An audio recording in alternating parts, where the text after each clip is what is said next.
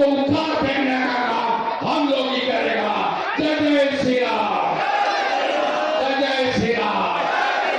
भगवान भी नेता है, भाई सोरेन भाई है, सब एक साथ ही लड़ेगा, कोई दिक्कत नहीं, पूरा मजबूत है। सबका नेता का नाम एक ही है, नरेंद्र दामोदर दास।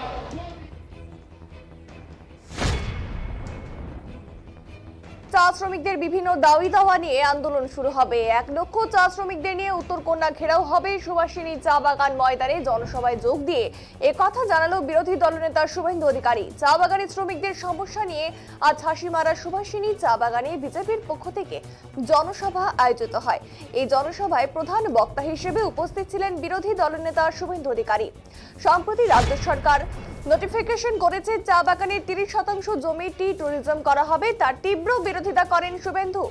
তিনি সভা মঞ্চ থেকে গ্যাজেট নোটিফিকেশন ছিঁড়ে বিরোধিতা জানায়। এদিন তিনি জানান, মুখ্যমন্ত্রীর উত্তরবঙ্গের ওপর এত রাগ যে চা বাগানে 30% জমি বিক্রি করে দেওয়ার নোটিফিকেশন করেছে, 2026-এ এলে পুরোটাই বেচে দেবে।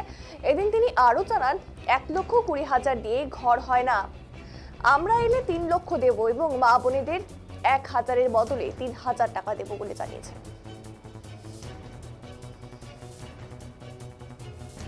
और उत्तरकन्या सिलीगुड़ी में 1 लाख से भी ज्यादा टी गार्डन वर्कर अब तक को 7 दिन के लिए जाना पड़ेगा।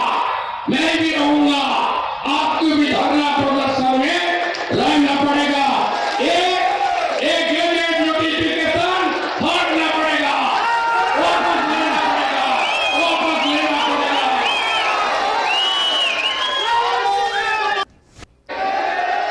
जोरदार विरोध होना चाहिए, विरोध होना चाहिए, विरोध होना चाहिए। महाकुंभ की पुण्य स्नान एक हुआ है हिंदुस्तान।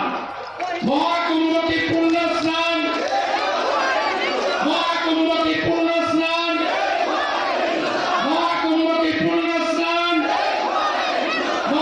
দিল্লিতে, হরিয়ানাতে, ছত্তিশগড়ে, উড়িষ্যাতে, রাজস্থানে বিজেপি তার সংকল্পপত্র পুরো করেছে।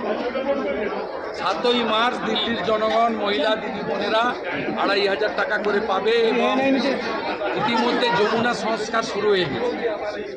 500 টাকার এলপিজি সিলিন্ডার পাবে এবং চিকিৎসার জন্য কেন্দ্রের 5 লাখ, রাজ্যের 5 লাখ, 10 লক্ষ টাকার ফ্রি ট্রিটমেন্ট দেবে। দিল্লিতে যা হচ্ছে বাংলাতেও তাই হবে।